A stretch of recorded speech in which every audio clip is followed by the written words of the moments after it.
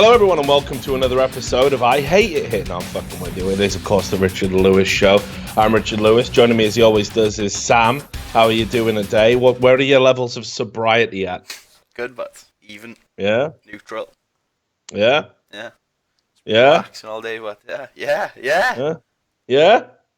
Good. I'm hyped for you, mate. I'm hyped that you've been relaxing all day and just sober, and we're about to get into the fucking dystopian nightmare that is modern fucking life, right? So, you know, I was obviously playing CS and stuff yesterday, you know, like having a bit of a stream, just chilling. And I did make the point, right, that like the reason I don't really stream is people are just fucking disturbed, like, you know, and they are, though. They like legitimately are. So forget the fact that immediately on the front page is like, oh, Richard Lewis raging in matchmaking. You see that thread, right? Yeah. You But see wasn't that? that more because what you said was funny? That's what I thought. No. Let's explore further. Let's get into it, right? Because this is why you have to just avoid doing it, because unfortunately, the people that like focus on the stream are just ill. They're just ill. You know, there's just no other way around it. I can't even begin to imagine like what you've got going on in your life to make this thread and everything. So let's talk about context of the clip, right? Context of the clip is because you were there. You know, we were getting wrecked in a game of matchmaking, and there was some guy like shit talking us all, shit talking Anders, like mocking his skin, saying, "Oh, you shouldn't have skins this good because you're low skill" and stuff like that. So I just made the point that, you know, I don't get upset by it. I don't get triggered by it, because this is like the high point for this individual. He probably lives in a trailer park. He probably works a shit job that he doesn't want to do, you know, and I use fast food as an example, right? And that's all I said. Whereas, you know, I make six figures to talk bullshit on TV. So let him have this, was the point. Now, for some reason, that got span into I hate poor people, right? I mean, these are all real examples of things people said. I hate poor people. I'm not a nice person. Like the best ones, of course, are at the bottom of the thread. There was one where some guy thought making six figures meant I was making $999,999. We could be. I mean, I could be, but why You make would? that much, but I'd be raging about getting half YouTube money. We chip it right out. Well, yeah, you could probably have it all, I would say, at that point. I think that's fair. Fair is fair, but that's never going to happen. I don't think I'm ever going to make that. Right. So, but then look at this one, right? You know, so still lives at home with his parents, right? I mean, I haven't lived with my parents, I don't even know how long it is. I went to university at the end of the 90s. And never came back. Like I don't know what to tell you. Still lives at home with his parents. Still won't move out of Wales. You know, I live in America. I live in Atlanta. With his six-figure sum, I don't know why he's describing himself with a better life. You know, that person took time. What is he even on about? Like, that person took time. Like, I know what will own Richard Lewis. Like, none of it's true. It's just dribble. You're just having a fucking stroke or something. Like, if you think any of that's legit. But you know, I think he's just taken my life and put your six-figure income on it, and then why is he? Maybe. Maybe. Then there was something saying like, oh, you know, Richard Lewis. What he's saying makes him sound like the guy who got a loan from like his rich parents. I don't understand why that would be. I worked to get where I am. I took a very long and scenic route. So I don't understand that either, really. Then there was this. I mean, again, if ever proof was needed that when you stream, right, you find a certain element, right? And obviously this doesn't apply to everyone that watches the stream. What I'm saying is, when you go live, there's an element, right, that comes to watch, to rubberneck, to gawk. You've got an audience, you've got fans. They're all normal. They're all fine. But there's an element that comes with it, right? So read this comment. Read this comment. And what is this guy doing here? In a time where drug corporations murder people knowingly to make a profit, and our government gets paid by food companies to help poison their citizens and youth with sugar and fat, it still makes me smile that R. Lewis still thinks it matters how much he gets paid, how much more he gets paid than a burger flipper. When you're a slave, my friend. Doesn't matter what mystical number and benefits they are paying to own you. Right? And then obviously when people downvoted him and said, you sound a bit ill, he edited it and said, you guys are acting like I'm saying the world is flat and that I believe in aliens. No, I mean, you're the third one down from that. You're the third one down. You're the global conspiracy. What he's saying is way more mental than believing in aliens. Come on now. Aliens is way more logical than him just losing his mind over this. Yeah, I guess I'm talking about the kind that are already here on Earth and stick things up your arsehole. Yeah. So maybe. But he's definitely top 3 either way, right? Top 3 mental things to say. The government it makes you all docile. You're a slave in some sort of pyramid. And, like, it's a bit ridiculous. So just all of this ridiculous stuff. I mean, this was the other one that I was referencing. Right?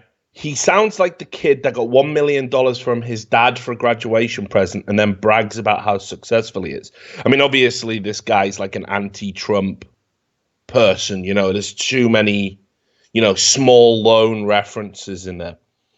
Like I did work hard for like over a decade. I did take shit jobs for no pay. I did volunteer my services to several companies for years. I worked at sometimes 3 jobs at once.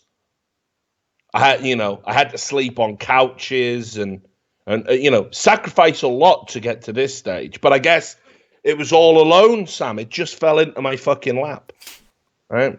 Just all fell into my lap. So this is what I mean when I say, like, you literally, I mean, forget the fact that the quote itself is completely removed from any context either side. This is why when, if we do stream, you got to delete the VOD, you got to delete the clips, you got to, but this is why I don't do it. And it's especially true in CS. There is an element in CS which is just like grotesquely waiting for, anything that you do or say so they can have their little moment. Now, interestingly enough, this links into something else, right? So I'll give you an example of serious mental illness. Right, like, and it links into this thing here. Like, I only found out because someone else told me. So there's this guy on Twitter, right, and apparently I've blocked him. I don't know when, I don't know why, right, but he's blocked, right. So he tweeted out, this is not that long ago. You are blocked from following R. Lewis Reports and viewing R. Lewis Reports tweets. Glad I know I have a hater. Must mean I'm doing something. Yeah, you're annoying somebody. Like, that's what it means. Somebody doesn't want to read your shit or have to read your shit. So you think, well, that's reasonable. It'll definitely stay there. He followed that up. It's like he stewed on it. That wasn't enough. Couldn't just leave it there. So he tweeted again shortly afterwards. You are blocked from following R. Lewis Reports and viewing R. Lewis Reports tweets. This troll got lucky in esports and nicknamed Baby Brain. Right? Baby Brain. Nicknamed Baby Brain. Baby Brain. I don't know, mate. My arch nemesis, Baby Brain. Baby Brain. He does sound like he'd be in the fucking Powderpuff Girls or something. He's like an evil villain, but he's just a small little baby. He's like Stu. Then an hour later, right, he saw that front page Reddit post about me. Okay. And and does what every little butthurt moron on the internet does. Haha, I have nothing going on in my life. Somebody is doing something I don't like and has something going on in their life. I want to take away the thing that they have going on, as some form of projection. And as we talked about in the last show, remember this moral outrage, you know why people are doing it. When people feel shit about their own lives, by having a third party that they can try and project a punishment onto, it alleviates their feelings of inadequacy and guilt. So what does he do next?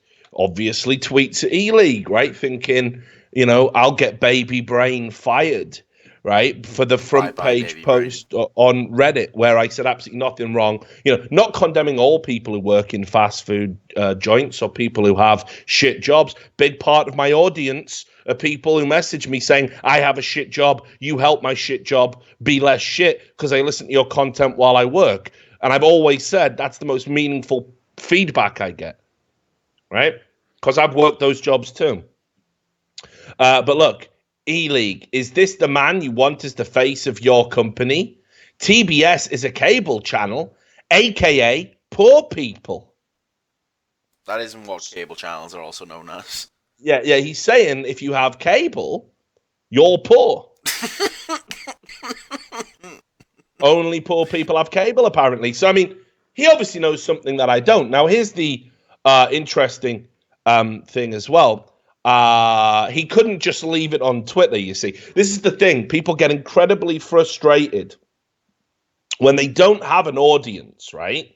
When they don't have a platform. They tweet about it. No likes, no retweets, no replies. Thanks for the sub, Electric Soda. They don't get any interaction. They're just tweeting into the void, just screeching, "Ree!" and nobody screeches back. They can't generate the outrage, so they tweet again, same thing. Then they tweeted an employer. They're not going to answer again. They're laughing about it. They just think, "Wow, what does Richard do to press the buttons of these disturbed people?" So he then takes to a public forum. Right? He's going to get me now, Sam. He's going to get me now. So here it is on the forums. Let me know when you've got that because it's ESEA, so it goes through like a thing. Is it there? Yep. Awesome. Right. So you can see he created a thread called R. Lewis of TBS Grown Man-Child. Now understand, all I've done is block somebody on Twitter. I don't even know why he's blocked. I mean, it must have happened a long time ago, or he's deleted any recent tweets he sent me. Either is fine. So he links his tweet, and someone says, "What, blocking an idiot on Twitter makes you a man-child? I think you have it backwards." And he goes, "No, I am not mad about that. He picks on little people because he is a little brain in his big body." Baby brain. You baby brain. Baby brain boy. Baby brain again. Baby brain. Someone wades in with the Assaults esports player hired by E-League. Obviously never been charged with assault, never been arrested for assault. So I haven't even been arrested, let alone charged. So I think it's safe to say the assault never happened. I mean, that's usually the evidentiary standard, but whatever. It seems like he struck a nerve in you. I honestly could care less about my Twitter account being blocked. I overreacted on Twitter about it. It's the fact he is a big piece of shit. And then nobody replies, so he goes again. I didn't troll him on there or anything. I was actually following him. Replies again. I honestly doubt E-League is around much longer with analysts, people like him. The whole thing is marketing. That is false. You're spoiling kids that believe they can make a living playing a video game. I mean, they can. They have. We've got, not even great teams at the moment making $250,000 a year, right? Meanwhile, of course, this guy is called No Limit Grinder and has loads of poker references in his name. I suppose you can make a living off playing poker, can't you? Playing the 10-20 cents buy-in to make grinder. Yeah, he's doing the 8 tables at once grind. Just trying to feed himself. But that's okay. Anyway, I know there's tons of games like this. If anyone reads this and plays any game in attempts to be pro but doesn't enjoy the game, you're in it for the wrong reasons. Then he links to the clip where I say that this guy who's shit talking Anders and me probably has nothing in his life. Check out this for an interpretation.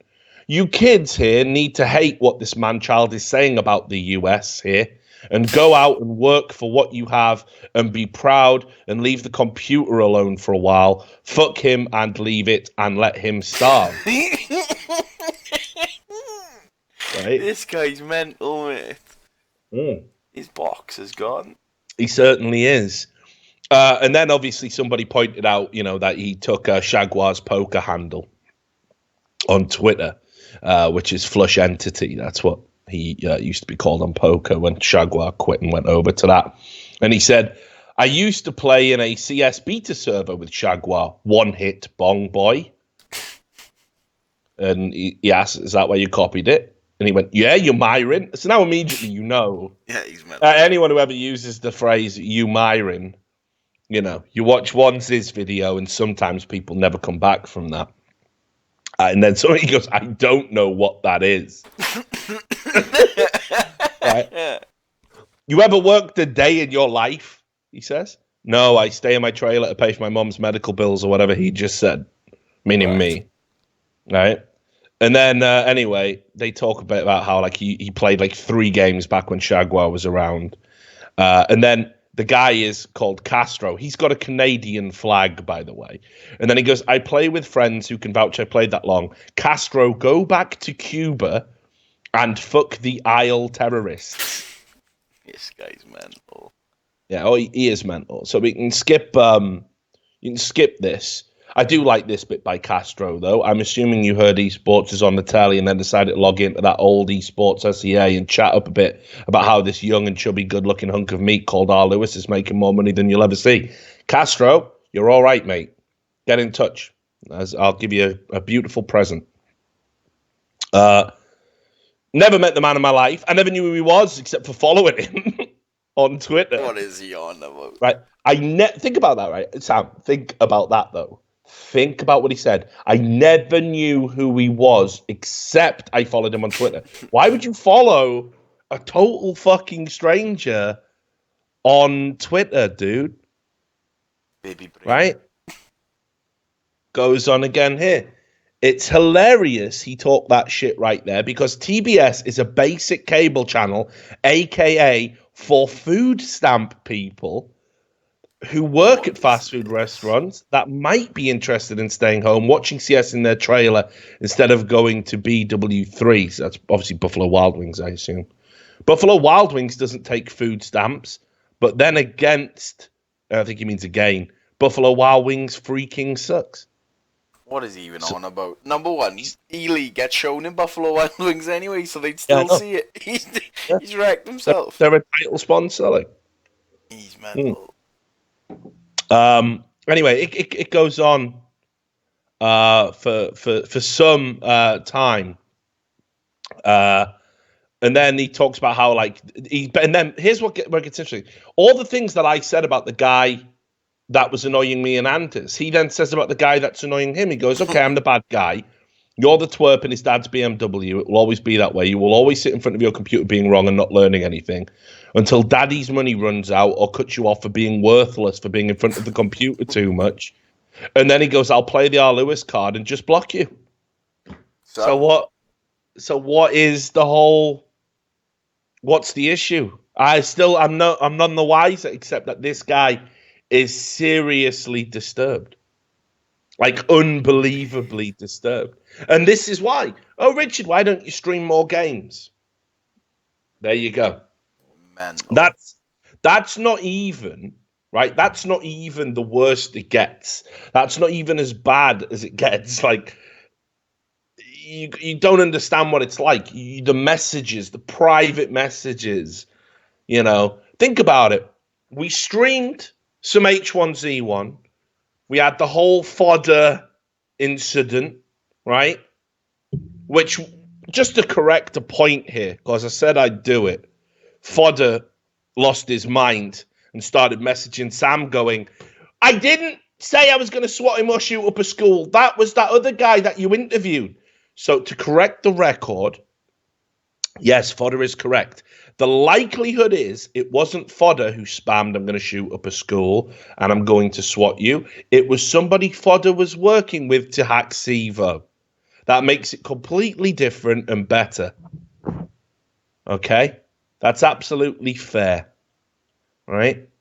Meanwhile, because I did say to fodder, if I corrected it, I was going to add something just to show how fucked he is. Right? Because, you know, mate. Yeah, that's how it goes, right? Right, here it is. Let me see if I can find this stuff. Let me just find it. So, fodder, I don't know if you know this, but fodder's actually obsessed with ISIS. Sick. I don't know if you know this. So, name me an entity, Sam, that name me an entity that you think is like ISIS.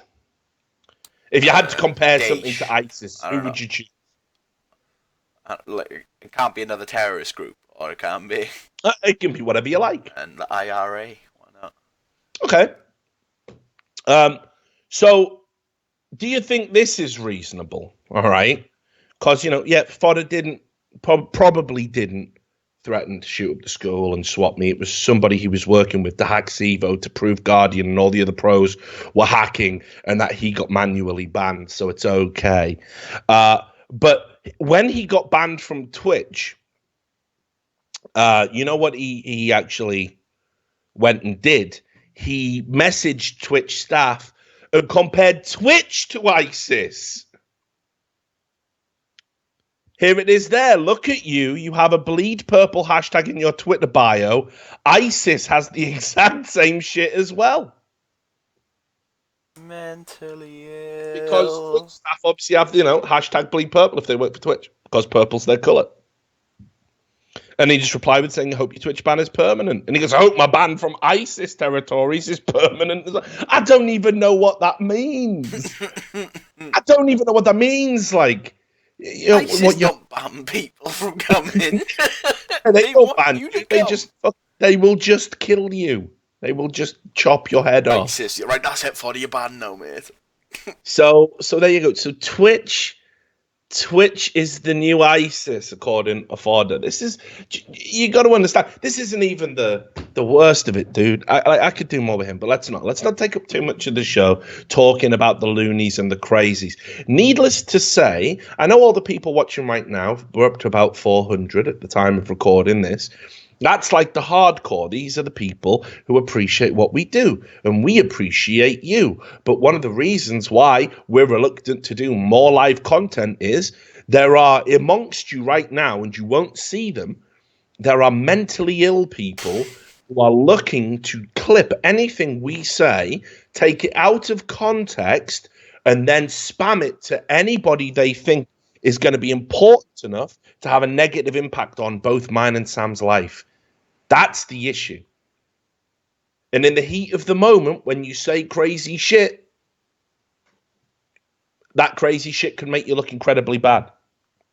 So I'm just giving you the heads up. Right. Let's get into some of the show. Let's start with some great shit, stuff that we like. Should we have a Didn't Happen, Sam? Yeah, go on. It's been a while. All right. Yeah, it's been a while since we've had a Didn't Happen. I gotta get it, mate. I just gotta bring it up. Where the fuck did it go? Here we go. Didn't happen. Textbook. Didn't happen. So I think we even covered the original story. It came out of Charlotte, so it was in the Charlotte Observer, right? And it was about a firebomb, a market, a shop had been firebombed, all right? And there was a typed letter left behind, all right? And it was typed up, printed out, right? And here's what it said. Here's what it read. It said, our newly elected president, Donald Trump, is our nation builder for white America. You all know that. We want our country back on the right track. We need to get rid of Muslims, Indians, and all immigrants. Especially we don't want business run by refugees and immigrant anymore. I'm reading it as it's written. We are ready to wake up some of our great state, including North Carolina, and we will take care of the country. Immigrants and refugees are taking our job, doing business and leaving us stranded. So you are not allowed to do business anymore. We know you are one and many of other immigrant doing business here. This is our warning. Leave the business and go back to where you came from. If you don't follow this warning, then we are not responsible for the torture starting now. God bless America. God bless America, white America, right? Now, immediately, alarm bells would ring for me because everybody knows that these groups, the racist groups, which are incredibly small, which aren't on the rise, which aren't growing, which don't have more power or influence, right? They're just, it's just idiots using buzzwords. By any measurable metric, these groups are in decline and are completely anachronistic. They might be able to do a thing or two in prison. I'm not too worried about the real world, honestly. But when they do these things, they do like to do it clandestinely when they break the law. It's funny that. It's almost as if you were in a racist organization, specifically a neo-Nazi organization, these people will be known to the police. They will be known to the authorities. Many of them will have histories of low-level crime, offenses, criminal offenses. This is how it works. So you don't want to come out and sign it and say, it's this racist. The first place people would check, of course, all the local haunts. Where were these people on this night? But makes it incredibly easy to find, locate, arrest people and put them in the system, which obviously, if you're dedicated to, white America, you're not going to be able to do that in prison, are you? So that's the common sense aspect of it, which everybody forgets. But here's the thing. Again, absolutely this spate of fake hate crimes that we've seen. It truly is a phenomenon like nothing I've ever seen in my time assessing the news. And lo and behold, they arrested a 32-year-old black man, this is where it gets crazier. This 32-year-old black man legitimately engaged in a racist crime because the business owner, Kamal Dimal, is from Bhutan, and he'd just become a U.S. citizen. So this black American, to show how terrible white supremacist America is, destroyed the business of an immigrant who'd just become a naturalized citizen. Right? And obviously, he said, it makes me scared for the refugees and immigrants. And he was really shook up by it, as you'd expect. This is a guy who had fled from Bhutan, had been in Nepal in the 90s, and finally made his way to the US in 2010, started a local business in 2014, said himself he had never encountered anti-immigrant sentiment while living in the US. Never. So 4 years, right, till he starts his business, never encountered any issues, was able to start a business, was able to contribute, right? And now until 2017, still no problems running a business.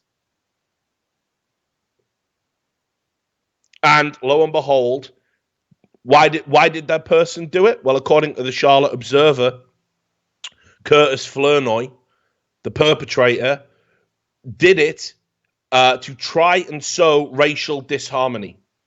That was his reason. Sick. So that is textbook didn't happen, but that's going on all over the place. Now, actually, it's gone so far, and this is really sad. But now my knee-jerk reaction when I see something that might be construed as a hate crime is to simply not believe it. To say, well, let's wait and see. That's That's as far as I can allow myself to engage with it. So yeah, it's unbelievable.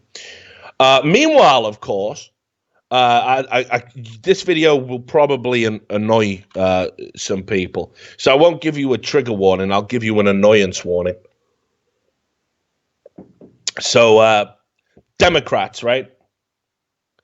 We've talked a lot, right, about when you marginalize dominant groups, what you're effectively saying is that because they're the dominant group in society, they can't be negatively affected in any way.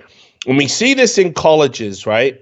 We see people in colleges get told, oh, hey, you're male, so you can't be oppressed in any way, shape, or form. There are no issues that specifically affect men. So you're not allowed men's issues representatives. We don't allow, college or university budget to go towards men's issues, like awareness of suicide rates among, white males, or certain types of cancer, right? Like it's Testicular Cancer Month right now. I guarantee you, if I wanted to spend an afternoon on Twitter doing it, I'd find all sorts of wacky feminists talking about how testicular cancer is a cure for the patriarchy or something. This isn't outside of the realms of imagination. So the problem with that is you can still be a dominant group, and there can still be things that are problems to that dominant group that we should all have empathy for, right? And one of those is the suicide issue. I talked about it a lot. Had suicides affect me? There is an at-risk group for suicides, and it's white males between a certain age, right? And very often, not very often, but, that age gap applies, but sometimes there are outliers. But what we're finding in America is that there is this surge of suicides in America right now. They're calling it deaths of despair. And this is for white non-Hispanics. There's a comparison here. You can bring this up if you want, Sam. I'll give it to you. You can just see how much, how the suicides are increasing. This is, the suicide rate per 100,000 people. All right, compared to 2000 and 2014. And this is just in the ages of 45 to 54, which were traditionally considered safe, like outside of the realm of suicide. Generally, people who commit suicide at this age are doing it for health problems, right? So this is, this is a clear increase. You can see it's there, right? That these are people committing suicide. Now, as I said, usually it's the 18 to 32 is the at-risk group. But we're starting to see that people are now committing suicide later in life. This is also includes deaths by drug overdoses. We've talked about that in America, in modern America, how there's this wave of prescription drug misery, loads of people addicted to opiates, all of this sort of stuff. And there's like nobody's talking about this as being a legitimate thing that we need to tackle. Like, why is it white men? Why is it a group that we're being told is empowered within society? Is it a perception issue, right?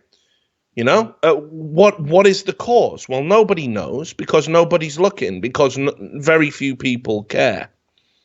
And this is a video footage from Maine, right, where the Democratic Party in Maine were giving a speech about values and ethics of the Democratic Party. And here it is, right? So this is a 39-second clip. You might need to crank it up. The audio's not great, right? But here it is. And just take a listen to what this person says.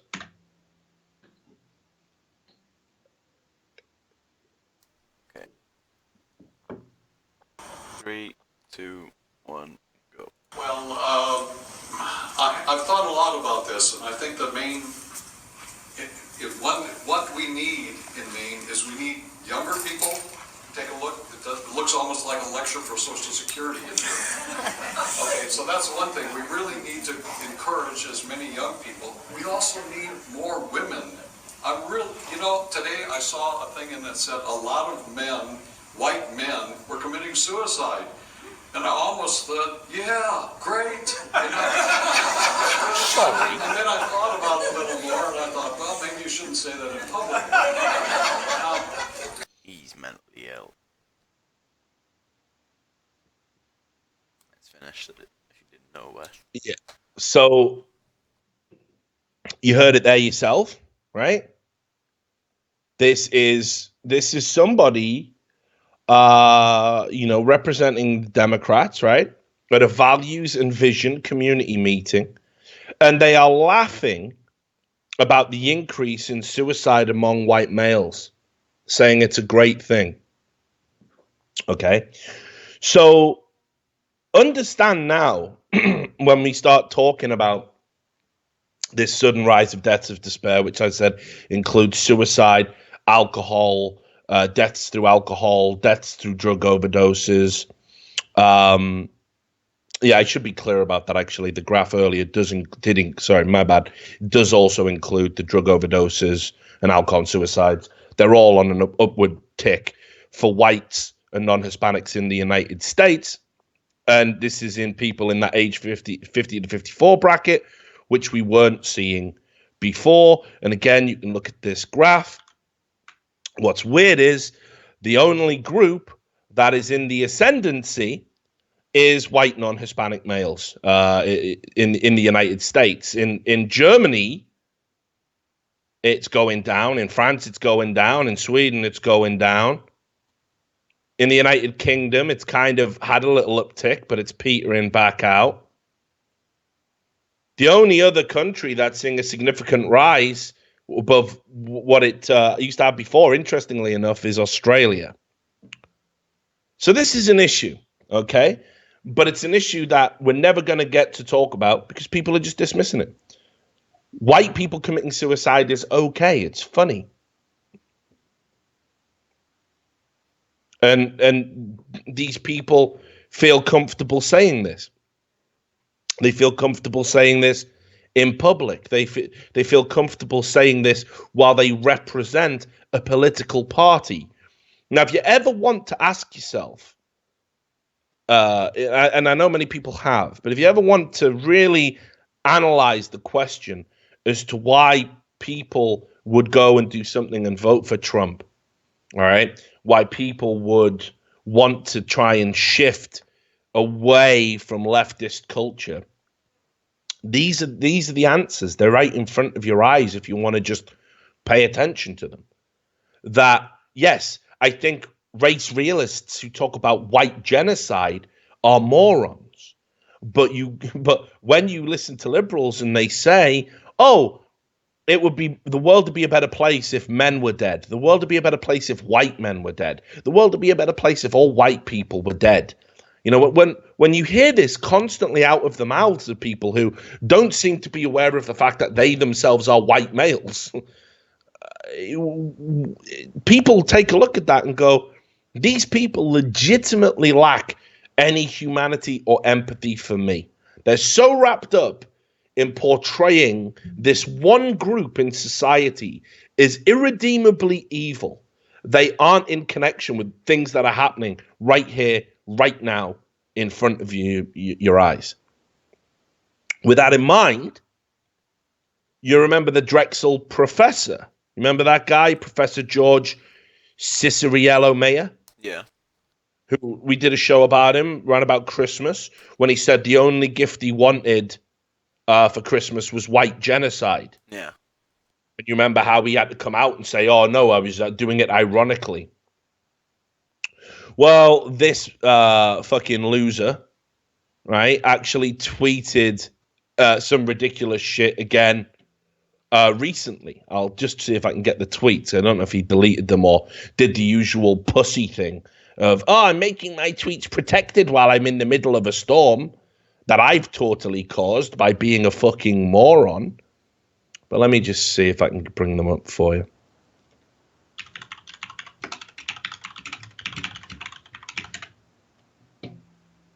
Have they got it? Here we go. So yeah, he has deleted. Oh, there we are. They're embedded here. So we'll use the USA Today link because you can actually see the tweet. So that Drexel professor said he was on a plane, all right, and some guy on the plane gave up his first class seat for the soldier who was in uniform. You know, like sometimes soldiers just get on planes and they're like getting dropped off. They actually use commercial airlines to kind of get from point A to point B, usually when they're being deployed. Okay. So our favorite professor, the white genocide master himself, tweeted, some guy gave up his first class seat for a uniformed soldier. People are thanking him. I'm trying not to vomit or yell about Mosul. Now, I'm not saying you have to blindly support troops. There's an argument that many liberals, I think, would embody that if you support the troops, you're tacitly saying you support the war. Some people stray away from that. I don't know if you've seen in Britain right now, you know, poppies? Yeah. You know, some people don't, obviously lots of people, especially Celts, don't want to wear poppies, right? And people say you have to wear a poppy. The BBC enforce that you have to wear a poppy. The Football Association, the FA, they say you have to wear poppies, regardless of your political beliefs. Some people are like, I will wear a white poppy, right? Now, because I don't believe in the bloodshed, but I believe in the sacrifice. And it's like, look, it's a symbolic gesture. You're either on board with it or you're not. Now, nobody's telling him he has to give up his seat. But why would you publicly diminish, you know, like some people do feel very patriotically and passionately about the military. So why would you diminish what they're trying to do, which is a nice gesture? Let's remember who soldiers are. Soldiers are working class guys, salt of the earth, just like any of us, who are in the military. And sometimes it's through choice. They joined the military because they genuinely wanted to. Sometimes the reality is they didn't have a lot of options, and the military represented the best option that was on the table. And I've seen the recruitment process in economically deprived areas to get you into the military. Nearly joined the military myself. You know, and the recruitment vans in Middlesbrough town centre were there all the time. And it was always some physically effective guy, you know, with a few stripes, not too many though. And he would always tell you amazing stories about, you know, the things they would get up to if you joined the military, the awesome things you would see, the opportunity to travel, you know, learn how to snowboard, things that don't happen, right? They don't tell you quite so much about getting a limb blown off or, you know, seeing dead children or, you know, whatever it might be. So I don't ever really act hostile towards soldiers, regardless of what I think about the geopolitical landscape. I might be against a war, but soldiers follow orders. Anybody who's attacking a soldier for getting a free seat on a plane really is a fucking spectacular piece of shit. Would you agree? Am I missing something here? Definitely. Like, he's just alienating the wrong person. He's not the one who's carrying out the orders. He's not the one, you know, actually slinging the plans. So there's definitely, you know, lots of room to discuss about, you know, the military and everything else. But this is just absurd. This is completely absurd.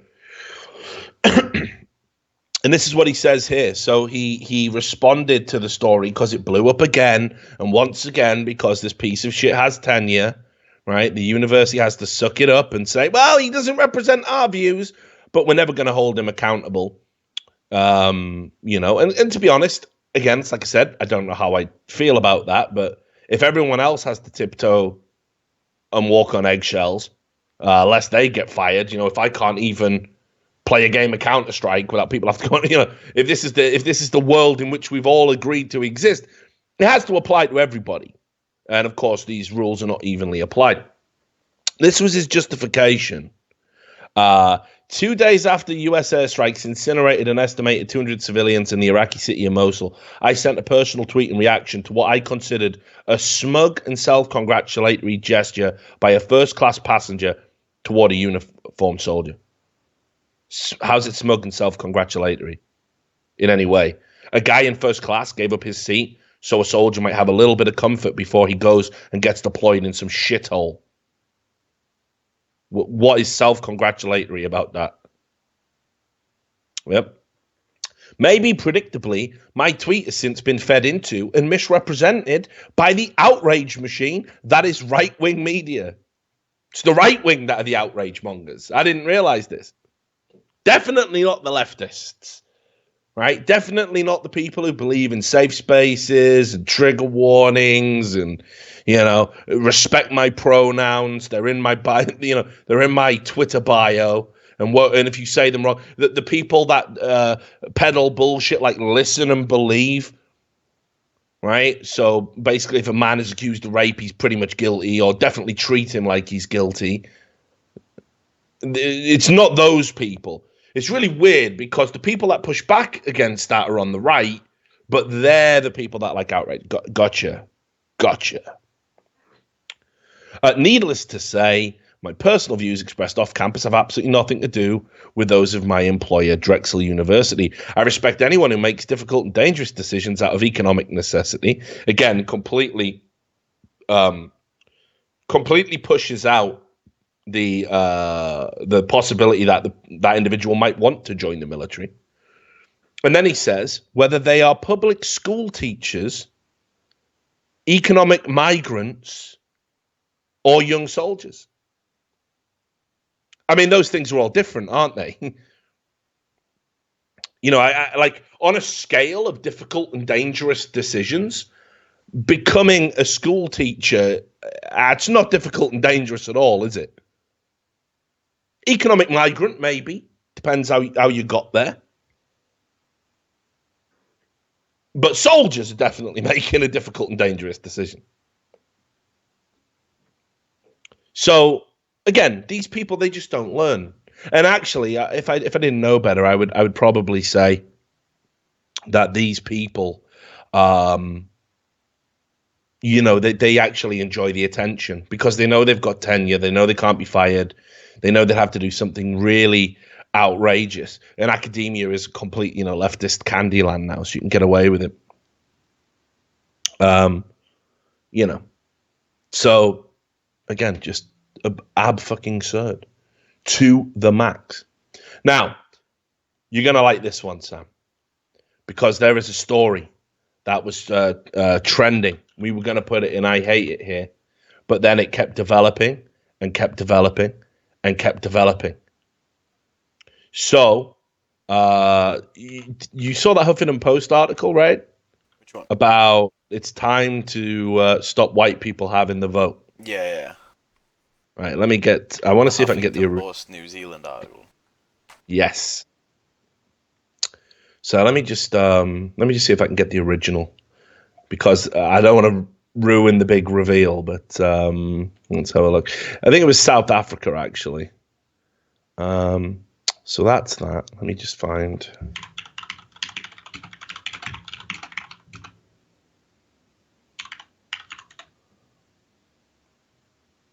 Right, here it is.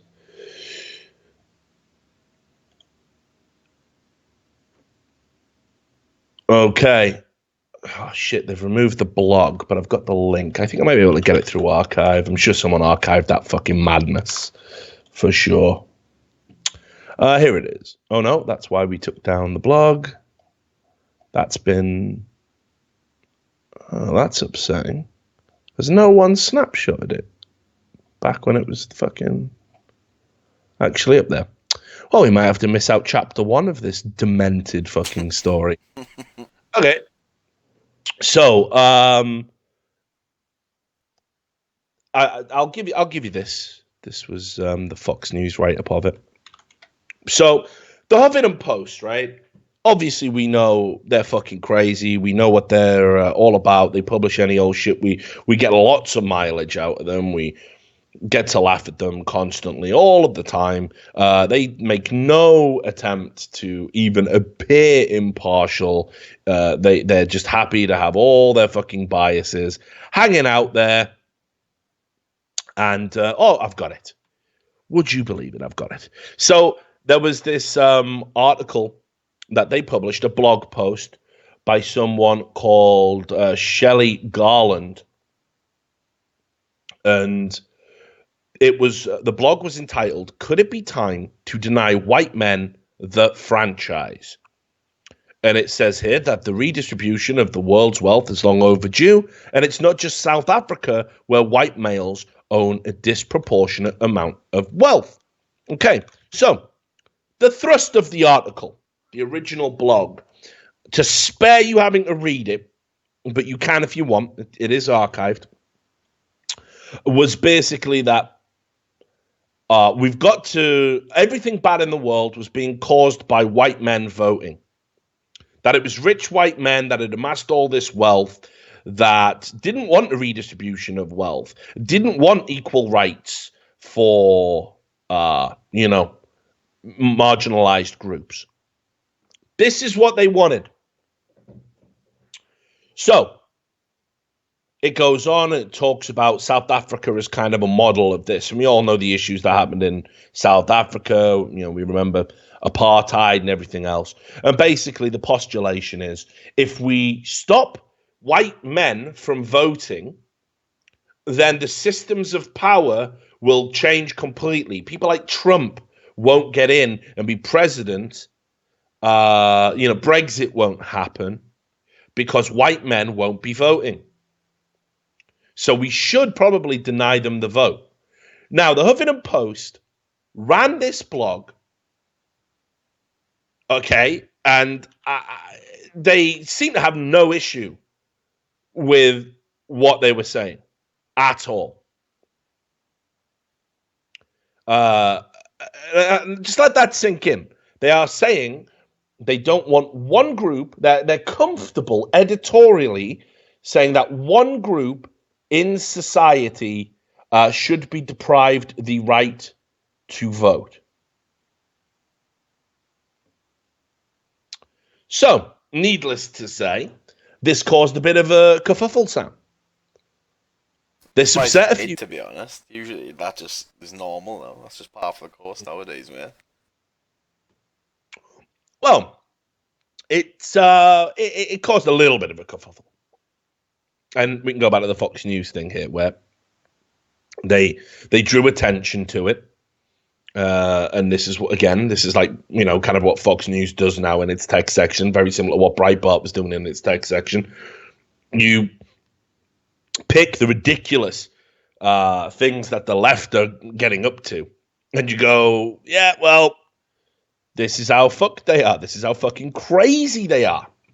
So then the Huffington Post, if I remember rightly, let me just find this next bit. They doubled down, right? So it was causing all of this brouhaha. And then basically they doubled down on it. They said, we actually had to publish this. We were right to publish this. They put out an editorial saying, this is an important view. And they acted completely shocked when people got upset by it. Now, let me just find you these tweets here. Here we go. So we'll use the safest space. Great Twitter account if you don't follow it. They archived it, took the screenshots. So the HuffPo put this blog out saying, this blog on white men is going viral. Here's our response, because obviously this is an article calling for white men to be banned from voting. And they were like, well, we don't get it. They said Garland's underlying analysis about the uneven distribution of wealth and power in the world is pretty standard for feminist theory. which it is. It has been espoused in many different ways by feminist writers and theorists for decades now. In that sense, there was nothing in the article that should have shocked or surprised anybody, or so we thought. It would appear that perhaps much of the outcry derives from a very poor reading of the article. Keep that phrase in mind, ladies and gentlemen. Or perhaps none at all. Dismantling the patriarchal systems that have brought us to where we are today, a world where power is wielded to dangerous and destructive ends by men, and in particular white men, necessarily means a loss of power to those who hold it, a loss of oppressive power. Those who have held undue power granted to them by patriarchy must lose it for us to be truly equal. This seems blindingly obvious to us at the Huffington Post. All right, then. So, surely it ends there, right? Surely the madness ends there. HuffPost put out some pathetic blog. People get shocked. People get triggered by it because it's a truly ludicrous suggestion. And they put out, it's just standard feminist theory response. Like, yes, we know that. We know what feminism is really about. It's about misandry. It's about creating division. It's not about egalitarianism or equality. Not anymore. That's why all the original feminists now openly reject what intersectional feminism has become. But guess fucking what? They got fucking trolled, mate. They got fucking trolled like Godfrey Elthwick all over again with The Guardian, right? And they had to take the blog down.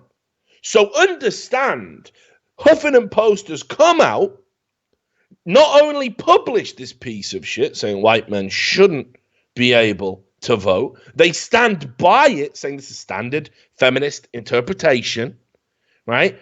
And we were amazed. It shocked anybody. Then they had to take the blog down. And here it is. Here's their little editorial write-up. Huffington Post has removed the blog. Could it be time to deny white men the franchise? Here's why. Right? The author, Shelley Garland, an MA student, cannot be traced and appears not to exist.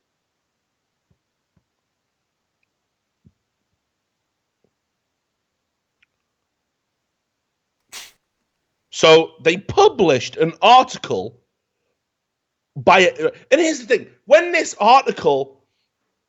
inflammatory article comes across your fucking desk, right, maybe you might want to just do a bit of cursory research. Like, if the fucking person who wrote it is real, like, I don't know. I don't want to talk about diminishing journalistic standards or anything, Sam, but maybe, just maybe, you want to make sure the author exists in this plane of reality. Is that like the bare fucking minimum you can do? Is that the bare minimum? I think that's the bare minimum. The Huffington Post didn't even do the bare fucking minimum. You know, like, look, this article's just turned up. Oh yeah, who wrote it? It says here. Should we look into them, check their credentials, make sure what they're writing has some sort of validity and salience and will be of interest to every... Nah, with Huffington Post, we'll just publish any old shit. Who fucking cares? I'm sure it's all right. Doesn't exist. Check this, right? We have immediately bolstered and strengthened our blogging procedures that, until now, have operated on the basis of open communication and good faith. From now on, bloggers will have to verify themselves. Journalists of the world, the few that are out there, the community journalists of the world, start going back through the Huffington Post blogs, because they've just admitted we don't verify.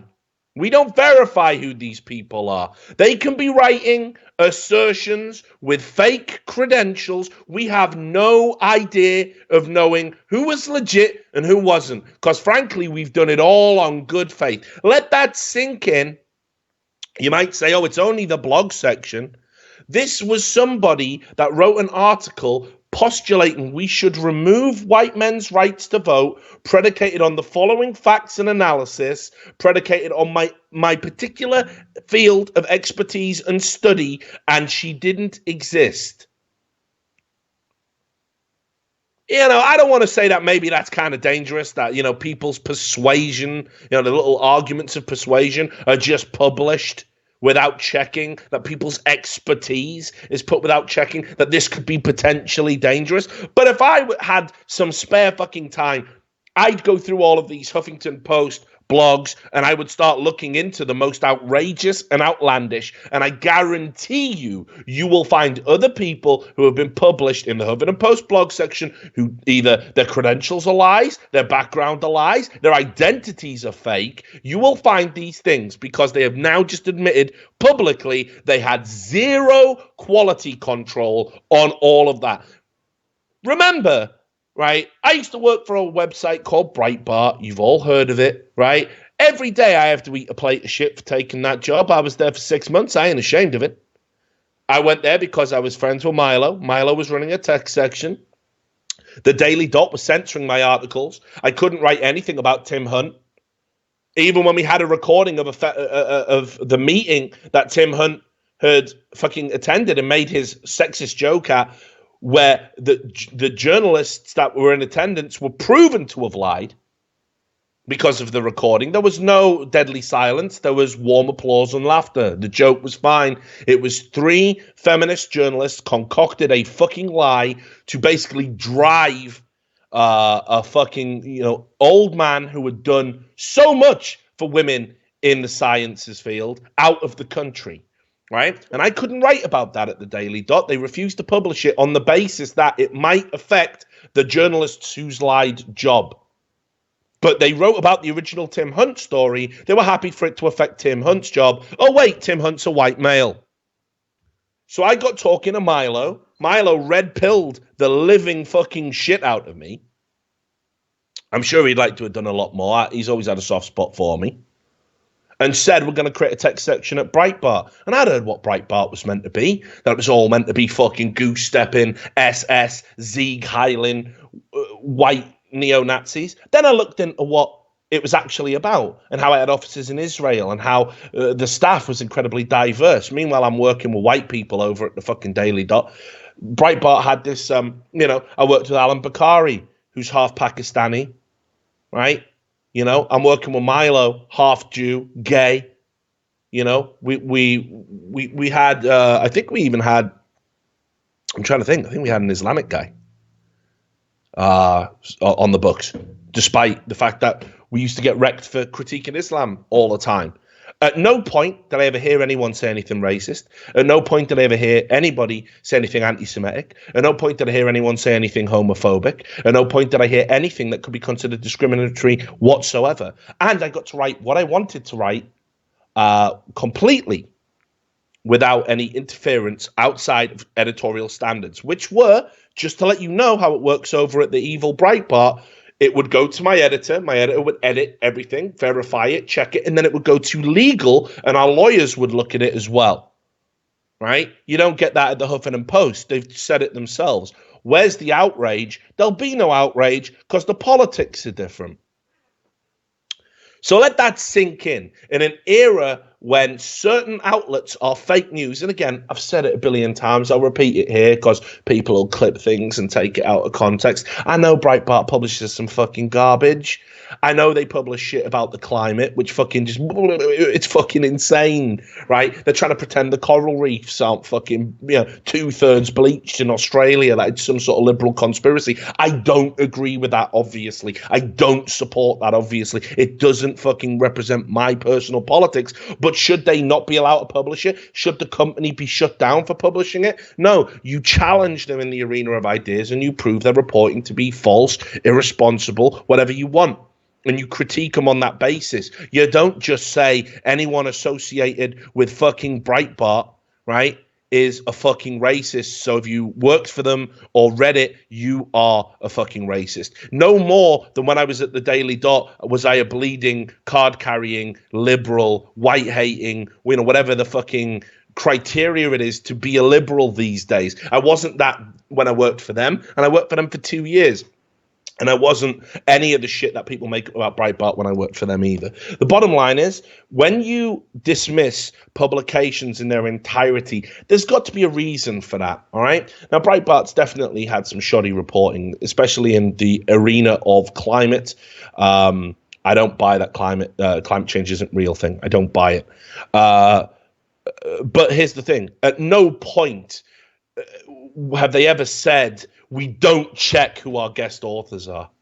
We don't check who our bloggers are. Can you imagine the outrage if they'd done this? Can you imagine how often you would hear about it? And it's not just Breitbart that gets it. Fox News gets it. Obviously, InfoWars gets it. I mean, on a sliding scale, maybe InfoWars is the craziest shit.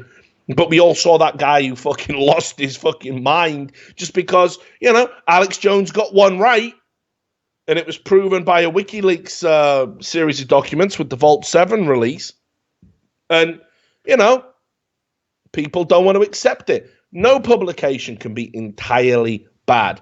But if something is going to make a publication entirely rotten, it is lax standards. And there is no more lax standard than what I've seen here with the Huffington Post blog section. Right? Absolutely unreal. So, also, just in addition to that, right, they even said as well that the blog, they submitted it to the South African Press Ombudsman because they had to get an analysis of the opinion we carried because lots of people were saying it's prejudicial. And they had to put out this apology here saying that they stand aligned. I mean, it's an apology if you read between the lines, stands aligned to the constitutional values of South Africa, particularly the preamble of our constitution, which states that we, the people of South Africa, believe that South Africa belongs to all who live in it, united in our diversity. We further understand that universal enfranchisement followed a long struggle, and we fully support this. In addition, Huffington Post South Africa is a signatory to and supporter of the South Africa Press Code. We support free expression is limited by the following value set out in that code. And it says, that tells you the rules about discrimination and hate speech, right? Which, just saying, if you say white people shouldn't be allowed to vote just because they're white, and you go and you look at the South African Press Code and it says, except where it is strictly relevant to the matter reported and it is in the public interest to do so, the media shall avoid discriminatory or denigratory references to people's race, gender, sex, pregnancy, marital status, ethnic or social origin, color, sexual orientation, age, disability, religion, conscious belief, culture, language, and birth or other status, nor shall it refer to people's status in a prejudicial or pejorative context. That article literally meets all of that standard. So you might be a signatory and supporter of the South African Press Code. You might be a signatory. You might be a supporter. You don't actually enact it at your publication. So, we apologize for the oversight. Your publication is a fucking oversight. It should be called The Oversight. Thanks for the sub, Small Z TV. Sorry, Sam, I feel like I've just blasted you into slumber. No, yeah. You good? Yeah, you with me? Go, mate. I'm letting you roll. Yeah, I'm sweating, actually. Pouring with sweat. I'm weighing up whether or not I want to talk about something that's controversial. Ooh. I don't know if I want to do it, mate. I don't know if I. Violence. No, I'll show you the link on Skype, Sam, and then you'll realise why I'm probably going to leave it for later. Let's just get clear of all the mentally ill people trying to get me fired for a few days, and then we'll jump into this one. But I was going to bring this up. And I don't think now is the time. No, probably not.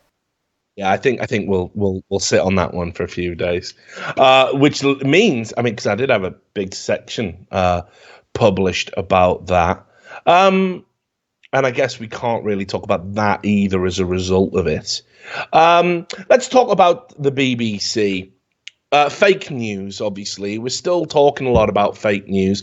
Now, I don't know if you've noticed some of the changes that's going on with this whole kind of like fake news pushback. We talked about how there's a war for social media. Go find that episode of the podcast. It's obviously in the YouTube channel. We've talked about it a lot, how these big tech companies are now trying to control the narrative better than they ever have done before, because they have been blamed by Silicon Valley, by the leftist media, by special interest groups for basically Hillary not getting elected. She literally believes. I mean, she went and did a public appearance recently, and she said that information had been weaponized against her, and that was one of the reasons why she lost. I mean, it was information, sure, and it was weaponized, sure. It was the truth, though. It was the truth. I mean, you did do all that shit, Hillary. Yeah, Yeah, it did happen. Like, while people are like trying to like, fucking scramble and be like, oh, the Russians made blogs. The reality is, you did fuck Bernie out at the primaries. You do have some very dubious ties. There is proof that the Clinton Foundation was using pay-to-play tactics, was taking fucking charitable donations in exchange for deals that you would do in your capacity as Secretary of State. These are facts. These are demonstrable facts. So maybe the information was weaponized, all right, but it needed to be weaponized to keep you out of the fucking White House because you are villainous scum. It's, it's kind of like how it works, like, which isn't to say Trump isn't villainous scum, but I definitely know that the Clintons in their time of office have just done so many fucking demonstrably corrupt things. Trump's a businessman, I expect my businessman to be greasy, corrupt. I don't expect my elected officials to be doing that on my behalf. So maybe I give the businessman a chance over the person that has fucking had my eyes out for 20 fucking years. That's just like how people should probably think. Anyway, so the information being weaponized is a hot button topic. Now, have you seen how Google have teamed up with fact checking orgs? Yeah. Have you seen this? So let me just find it for you here. This kind of blew my mind. So now when you go, this is what you get now when you go to Google. So I'll just give you an example here. All right, this is what you get when you go to Google now on certain issues. So only on certain issues. So here, for example, it's the claim that Hillary Clinton gave 20% of United States uranium to Russia. And obviously, there you see now, you get at the bottom, fact check by Snopes.com, this is false. Now, what's interesting is there's some instances out there where you click on it, right? And it says it's false. But then when you click on the article and read it, it says half true, partially true. But on the Google searches, I won't even click that link. Now, also, right, Facebook are in there now. And I got sent this by multiple people who follow us on Facebook and follow us on Twitter and everything else. But when you go to, if you like certain pages on Facebook, and when you log in, and if you've got active feeds, people will message you, and the Facebook will message you and say, "Hey, this is how you spot fake news." I'm gonna bring this up for you. Like,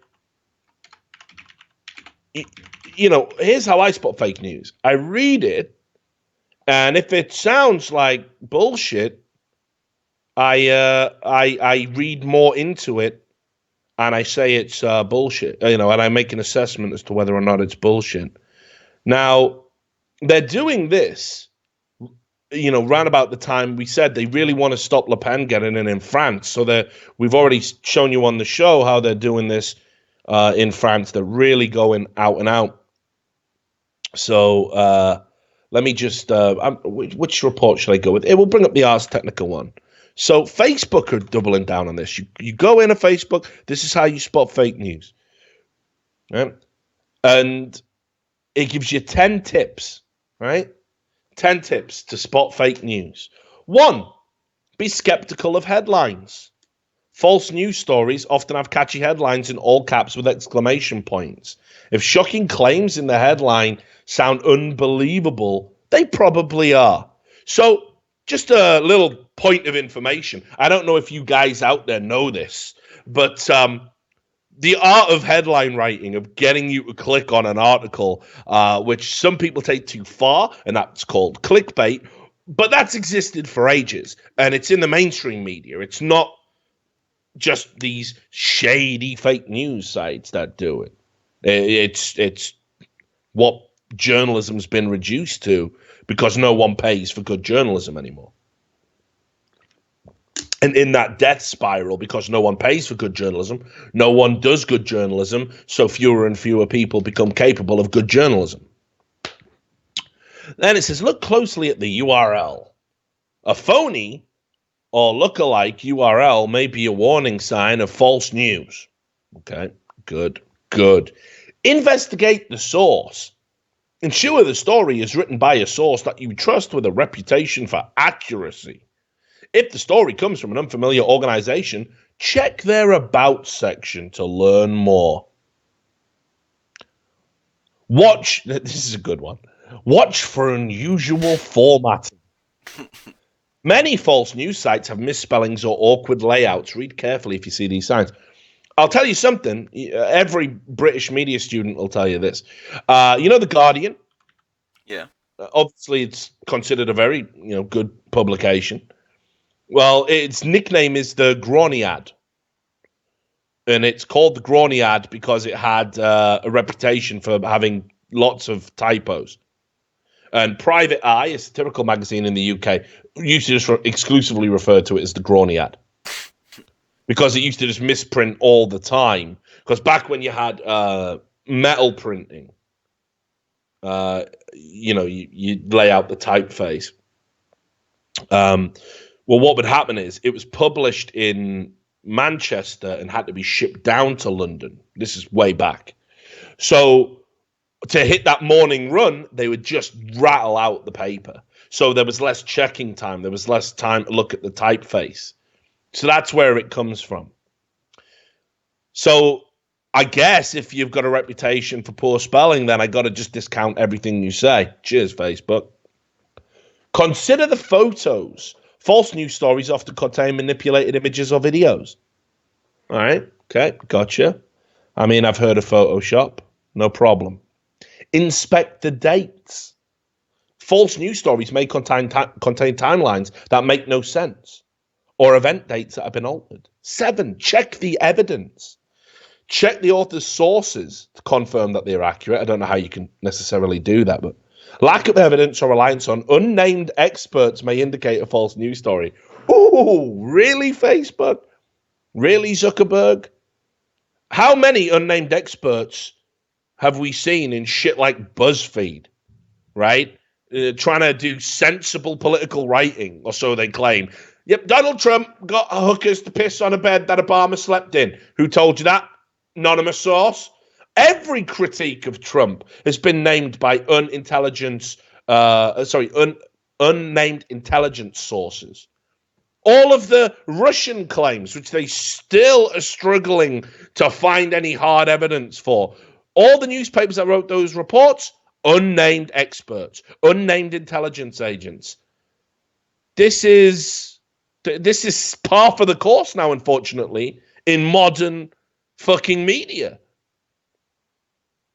Look at other reports. If no other news source is reporting the same story, it may indicate the story is false. May also indicate that the agenda-driven mainstream media are ignoring a particular story. Interesting, that. 9, is the story a joke? is this list of 10 tips a joke, mate? Sometimes false news stories can be hard to distinguish from humor or satire. Check whether the source is known for parody. So this is basically, remember that time you tweeted out an Onion link? Yeah, basically. And looked like a fucking retard to all your friends? That's number 9. 10. Some stories are intentionally false. Think critically about the stories you read and only share news that you know to be credible. Now, here's the thing. Facebook is saying this is how you spot false news. For the most part, that list of 10 tips is the level, the bare minimum level of critical thinking you should apply to any piece of news you read. Not just fake news. This is how you should think about the mainstream media. They're not making that distinction, though. They are saying, these sites over here apply this. These sites over here, though, they're fine. They never lie. They're all right. Yeah, go back to bed. You know? And this is the point. I've said it before. If some of these fringe publications, if they were scrutinized, if people scrutinized the mainstream media to the same degree that they scrutinize them, you would find lie after lie after lie after lie. I have fucking brought it up on this show with the BBC list of retractions. They make so many retractions, so many apologies, so many corrections. It's there in black and white. They've got so much shit wrong, and yet they're considered one of the greatest reporting outlets in the world. Why aren't people applying this level of critical thinking to everything that they absorb? So Facebook are in now, right?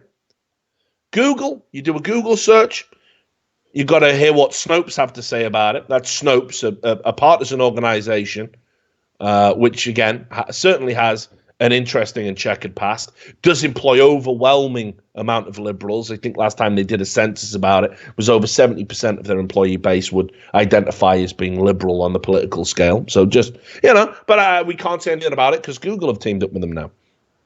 And basically, they're getting all the apparatus in place to make sure Trump can't win again, or there can never be an instance where the right candidate loses an election. Here's the funny thing. And the BBC, it's interesting. You know the trending section on the BBC? Right? Well, the trending, yeah, right. It just has whatever's going on, right? Well, when I click on it, right, usually mad shit gets to the front page. Like we saw that thing about the man who married a snake got to the front page of the BBC. Now, I'm looking at the front page of the BBC, and the trending stuff, it's... Mate, have you seen the Easter egg Sheeran, mate? No. Egg Sheeran. Talk about some bullshit on the front page, mate. Check this out. Right. Oh, yeah, right. Yeah. Oh, yeah, on the fucking... I see it now. Yeah. I wonder what the fuck you were on about there. I was like, yeah. So the trending section, like it usually forces whatever the fuck they want upon you. You can't avoid it. So there's an article in the BBC trending section. Weird how this didn't suddenly get propelled to the front page. I had to get linked to this. Egg Sheeran, mate. We'll get to that in a second. But look, they must have had been miserable writing this. So this is the article: "The Rise of Left-Wing Anti-Trump Fake News," trending as of today on the BBC. And they had to admit that the majority of fake news comes from the left.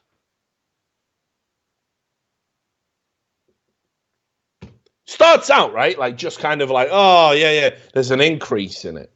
But as you go through, the majority of it comes out of the left.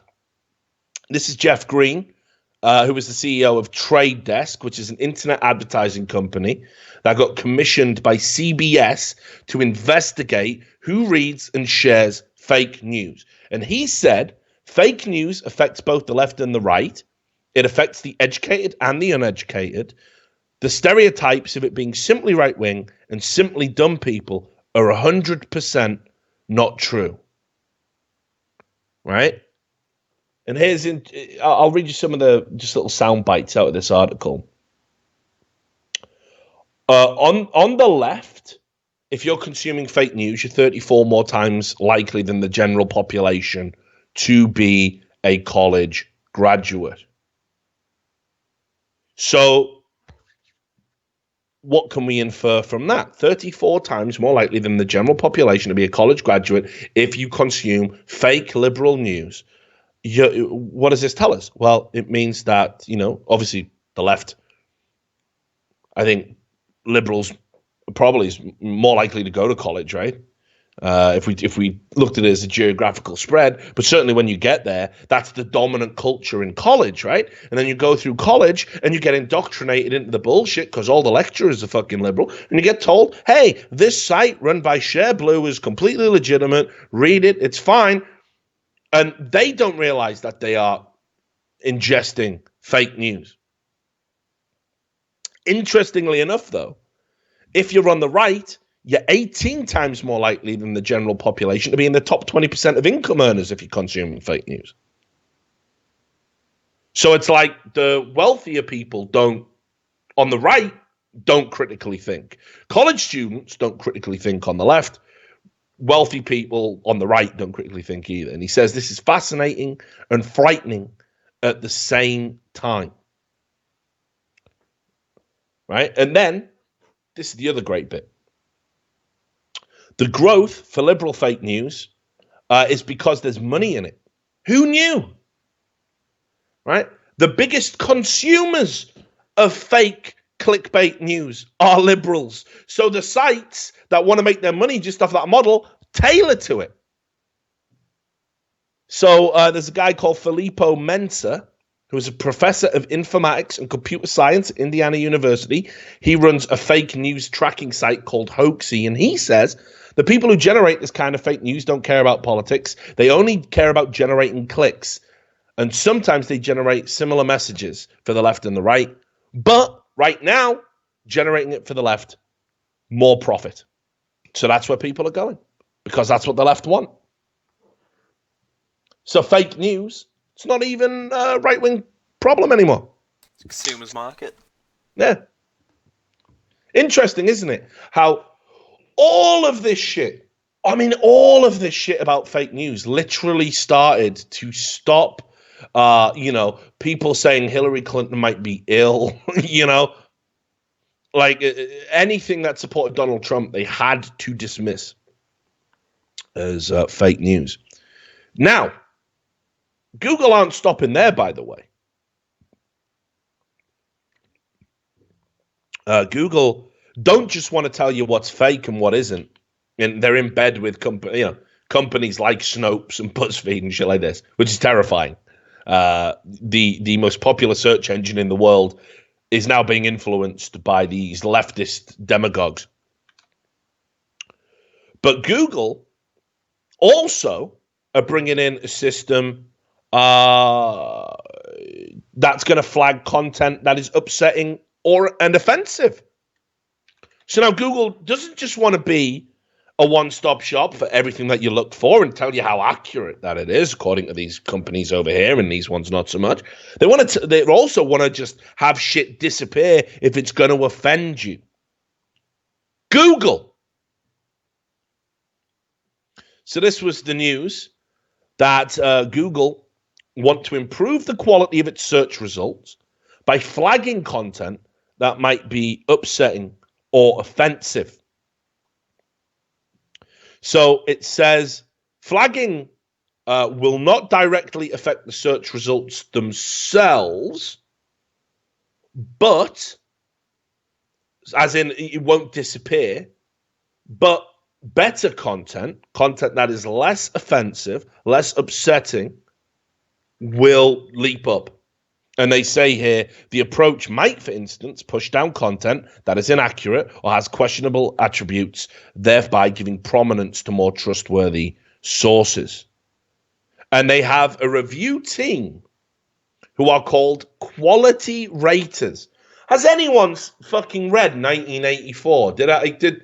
Was there a generation of people that just didn't read that book? This is literally what Winston does. Like literally, he goes through old news to correct it to fit the agenda most suitable for where we are in the present here and now. That is his job. People who have been executed for sedition or whatever, he retroactively goes back, and if they were awarded war medals or were in the party, they get deleted, and all mention of them is burnt out of the annals of history. They interfere with the process of news and what's true and what isn't. So this is what they're doing as well. So if it's upsetting or offensive, it will now appear lower down in the rankings. So, right, I think we're getting to the end of the show, Sam. But we need what the egg shearing? No. I said, what we're gonna finish on, not egg shearing. I want to look at this egg shearing, mate. I want to have a good look at it, learn more about. It's not exactly great, mate. Not the best egg I've ever seen. Pretty garbage, isn't it? Really? Yeah, just a ginger egg, really. I mean, to be fair, that is pretty shit, like. I know, that's why it's funny. Look at the paper katana, mate. That is pretty shit, like. Not gonna lie, it is Easter. We should make some of it Easter themed, I suppose. But you know that kid definitely needs to try harder. So anyway, yeah, we'll kill the show here because a big part of the show was going to be that thing that we just gotta put it on the back burner. Just got to put it on the back burner. All right, so we'll do one more news story that I saw that I think's of relevance to our audience. This is a report in the Telegraph, and this shocked me a little bit because there's no way I would ever cede to this level of interference. This is the report that British visitors to the US may be asked for passwords and phone contacts by airport security. So this is the Trump administration saying that they want extreme vetting scenarios. And this might include tourists from countries allied with the US, like the UK, France, and Germany. And you may be asked by a Homeland Security representative to hand over your phone and tell them the password for the phone. That's mental. There's just simply no way I would ever agree to that. Yeah, You're going to have if that's happening, we're going to have to find a new place, mate. Well, no, because here's the thing. I live here now. You know, I work here. I mean, obviously, you know, according to that genius at the start of the show, I do still live with my parents in Wales. Yeah, where my parents don't live. But, you know, I mean, I don't think this will ever come up for me because I got a No-1 visa. I'm not a visitor per se. I'm a resident alien or whatever the fuck they call me. Yeah, now. but I assume this thing will just be to anyone. I think they specifically said British because this is on the Telegraph and it's catering to British people. But I think the rule is they can ask anyone for their phone and passwords. Now, again, understand, right, that this is a tough subject to negotiate, right? Because with the temporary travel ban for those Islamic countries, you know, I kind of, you know, I it's not that I supported it, but I didn't understand the outrage, right? And you know, maybe this is my bias showing. If I probably would be not as outraged by this if it applied to those countries and only those countries. I don't know if that makes me a bad person or not. Probably. Because, you see, the idea behind it is that people coming from that region in the world, there's no proper vetting, there's no proper records, so they need to get a system in place to be able to check, and while they're implementing that system and creating that system, There has to be a temporary travel ban. There has to be extreme measures. But only for those parts of the world. What I cannot understand the Trump administration trying to imply is why would a British person, where you've got the appropriate level of vetting, to travel to the US now as a British citizen is pretty fucking intense. Let me tell you. Forms, visas, paperwork, visa waivers. You can only do this and this and this. Fingerprinting at the airports, an interview when you come in. Mandatory every time, regardless of whether your ETS is in date or not. So they've got the vetting there. There is no need to apply it to people from Britain, from France, from Germany. So this screams of government overreach to me.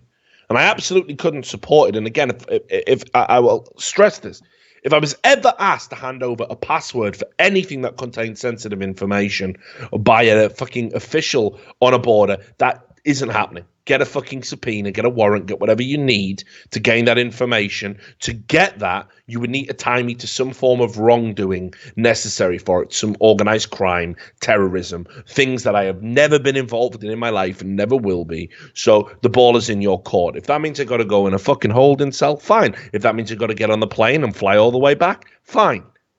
But there is no way that can be allowed to stand. Absolutely no way. And people say, oh, you're such a blind trumpet, or whatever the fuck they call Trump supporters right now. This is a fucking disgrace. There isn't a candidate in the world that would support bringing this in.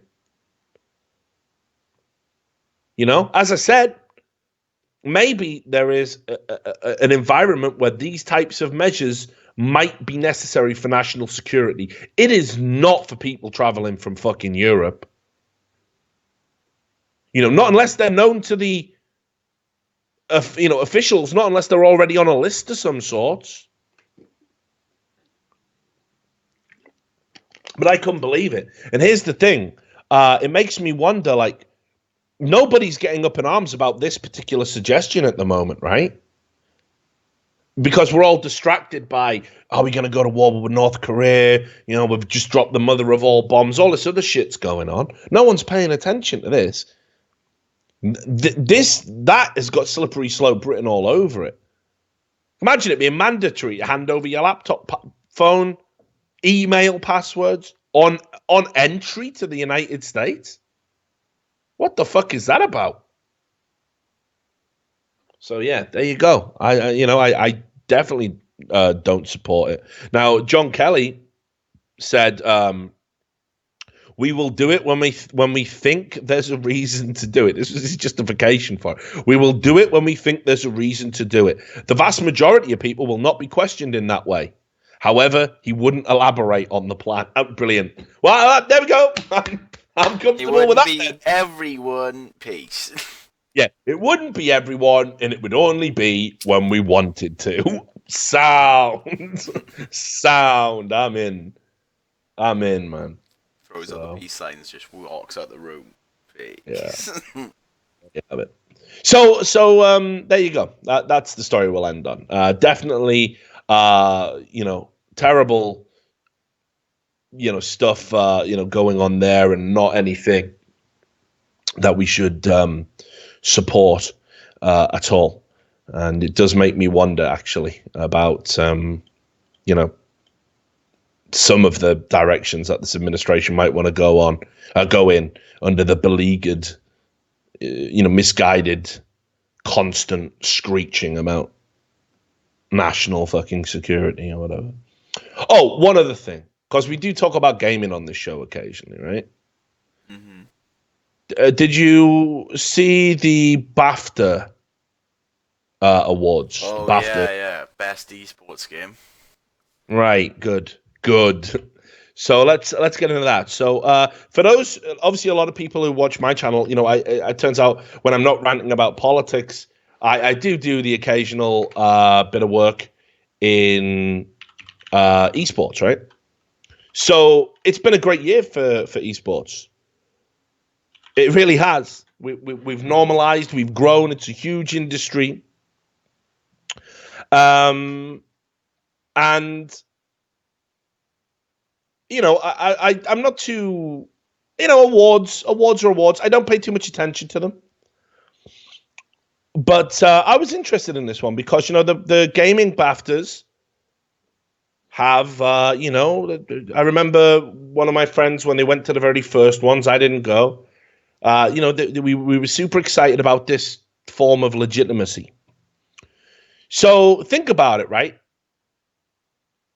Been a great year for esports. Now, what's been going on? Right? Let's just talk about this. You know, here's the nominees, or some of the nominees, and this was a, you know, this was a public choice award apparently. So League of Legends were in there because League of Legends will always be in contention for the best esports of any year because of what they do globally. You know, their production value. In their TV show, you know, the way they've helped normalize esports as a conversation, you know, their huge global reach. So you got to give it to them. You know, League of Legends, it'll be a discussion every year based on what League of Legends has done. You know where I stand on Riot Games, obviously. But if we just detach ourselves from their fucked up cult-like behavior and just look at what League of Legends has achieved and done for esports, it's made a huge contribution. Counter-Strike Global Offensive. What a great year Counter-Strike Global Offensive has had, right? Great game, still about to expand into China. We're doing a video about that. Watch the YouTube channel. And again, you know, we had that major in Atlanta that we did, and, you know, record viewing numbers, amazing, right?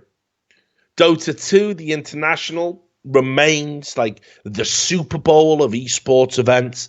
Glitz, glamour, class. You know, the orchestra playing the Dota 2 score, stirring moments, incredible layout, you know, crowds passionately into it. Even neutrals that don't understand esports want to see what this is all about. Huge prize pool, crowd-funded community effort. You only have to win one international and you can effectively retire, right? Overwatch.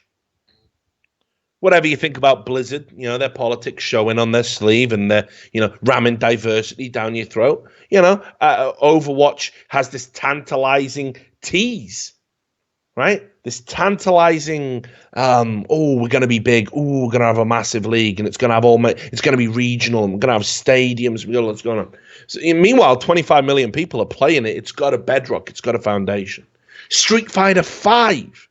We've brought it to TV. It's back. It's getting patched. People are starting to get on board. All the Capcom haters are even having their heads turned. We're doing it on E-League. I mean, great, right? You could pick any one of them and make an argument. The winner for the AMD Esports Audience Award of 2017 was Clash Royale.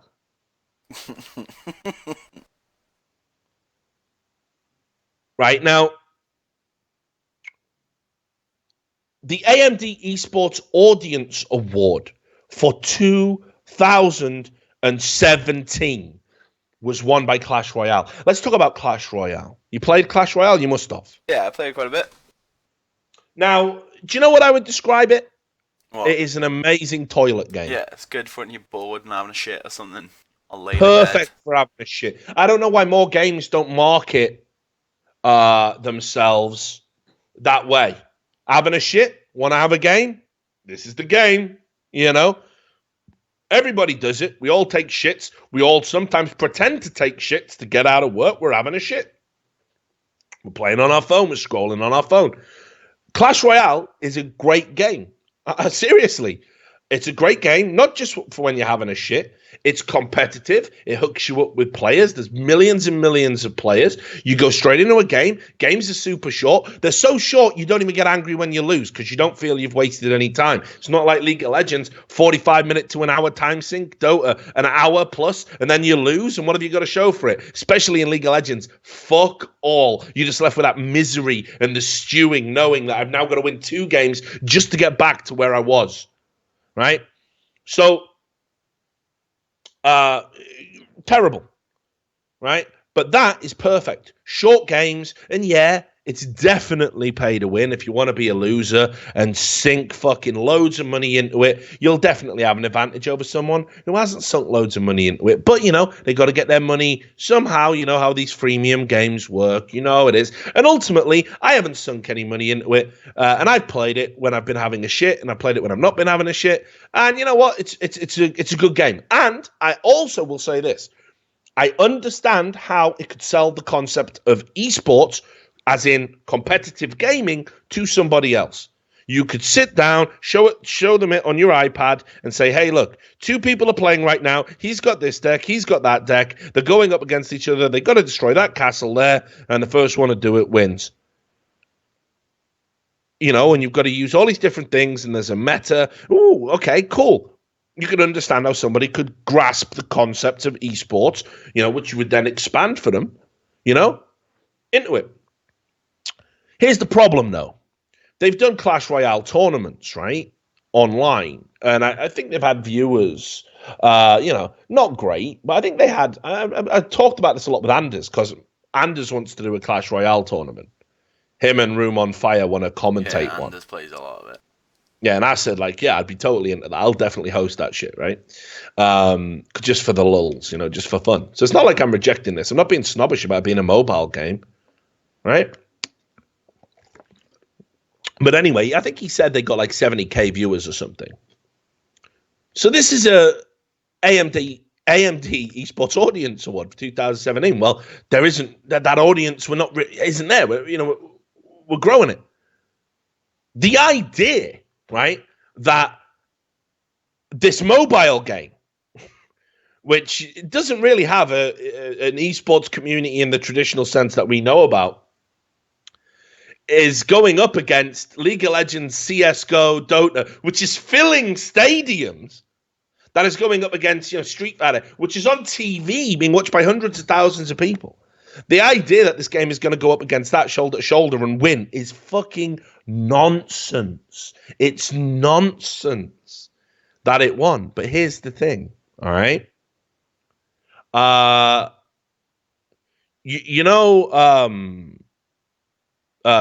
Right. So this game, all right, is it was created by a company, Supercell. And I think Tencent bought it. Right. It's $8.6 billion, right? It's big money. But here's the thing, dude. The guy who was on the awards panel, David Garner, he's the vice president for games on the BAFTA awards panel. He is an investor in Supercell. Right, it's there in black and white. So I want you to just think about this, okay? Right.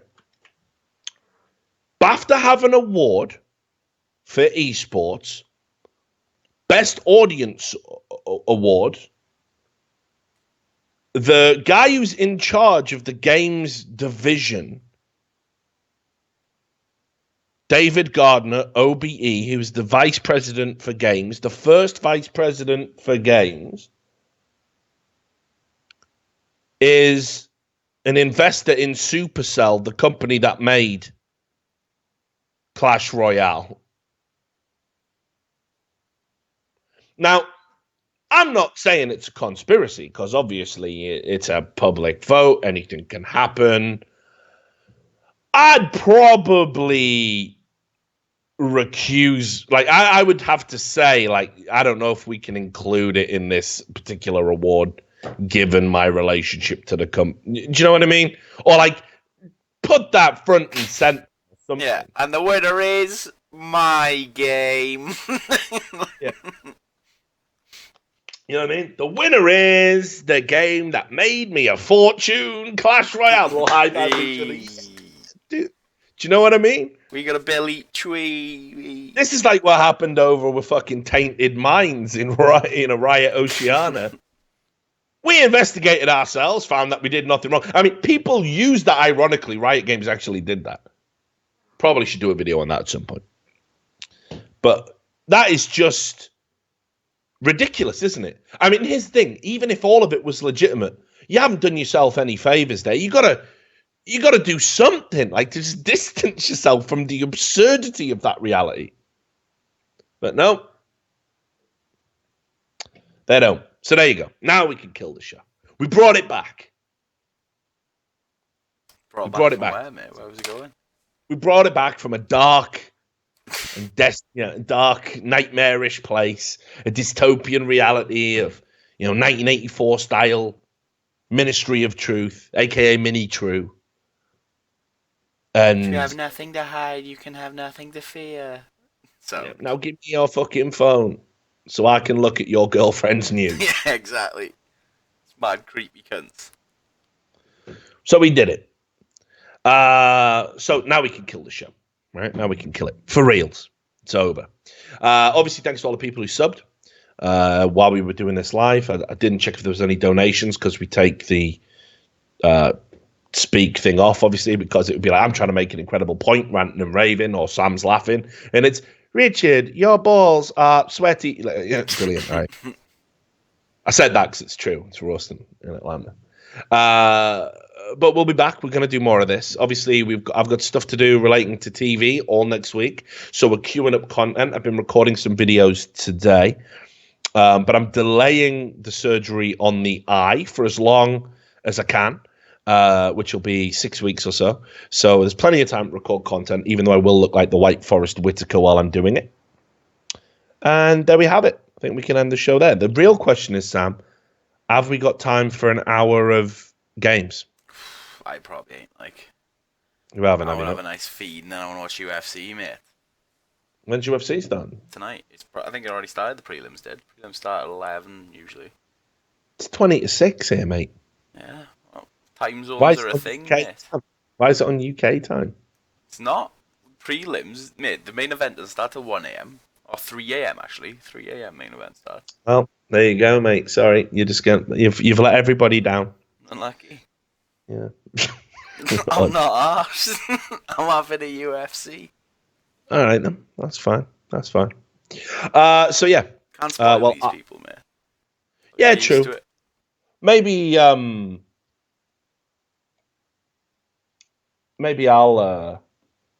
just stream. I don't know, by myself. Maybe not. Maybe I'll have a feed as well. Oh, one last thing. Fucking hell, the never-ending show. The never-ending show. People like it. You know all this YouTube money shit, the YouTube demonetization. I know you know about it, right? Yeah, I do. Turns out, how bad is it, Sam? Probably like 8% of what we usually make. Yeah, not bad. Probably 8%. I mean, we haven't been demonetized. That's the worst part. Shit, the CPMs have gone down, yeah. Yeah, that's the worst part. We haven't been demonetized. We've just had the CPMs are just in the toilet. We're still getting the mysterious 10 to 100 people unsub every time we release a video. So we have to have like a 2-day period where we don't release a video to get those subs back. If we keep releasing daily content, our subs numbers go down. That's the madness that we're in. Meanwhile, people are messaging me every day. I've been unsub from your channel. Yeah, that happens. We released a video. We fucked up. We actually released content. If we released no content, the channel would grow at a swifter rate. Let that sink in. By the way, that's how YouTube operates these days. Anyway, guess who got fucked by YouTube, mate? I can't even believe this one. What? Dust Moret. It's fucking unreal. We've said, like this guy can't get a break. Definitely Dust Moret, by the way. I can't tell if you say it as the trigger every time. Dust Moret. Yeah, that's what he's Dust having, right? Moret.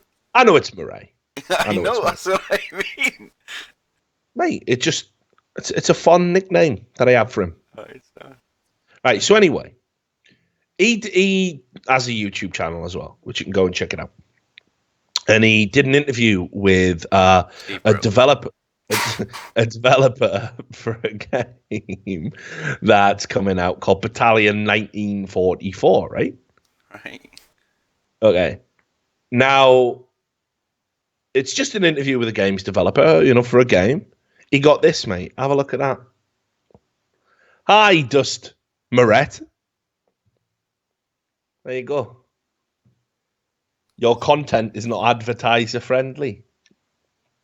Been wrecked, isn't he? Been absolutely wrecked. He got demonetized. Now you were missing out on much, mate. Don't worry about it. No, true. It literally, you get nothing. Like you only literally. Reason we have the pennies is because I put mad ads on each episode. But here's the thing. Because the game is set in 1944 and happens to have, I don't know, what was going on in 1944? Who would have known? It's obviously there's some Nazis in it, right?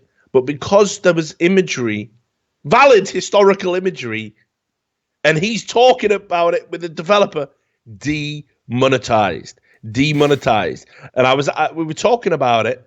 And he said at one point, right, this is how bad it is.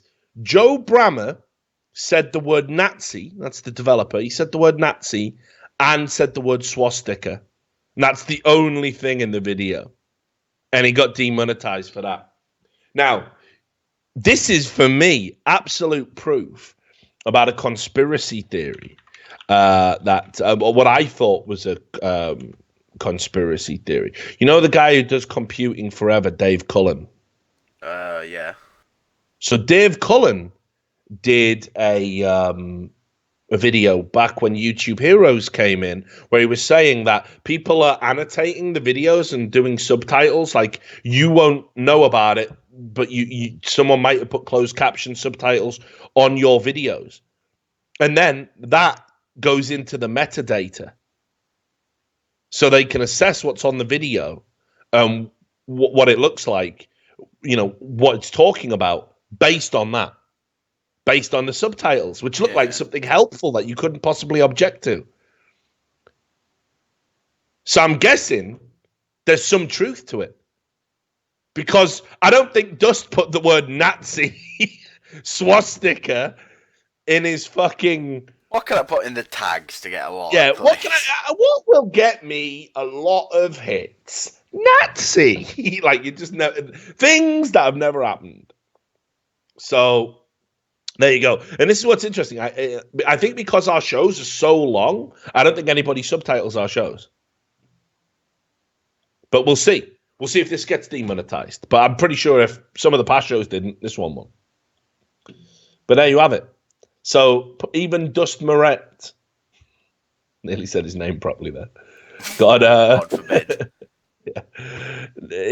Gets fucking demonetized because he interviewed a guy who's making a game set in 1944. And he said, well, you can play as the Nazis. Fuck it! He's radicalizing the youth! Like, mentally ill, isn't it?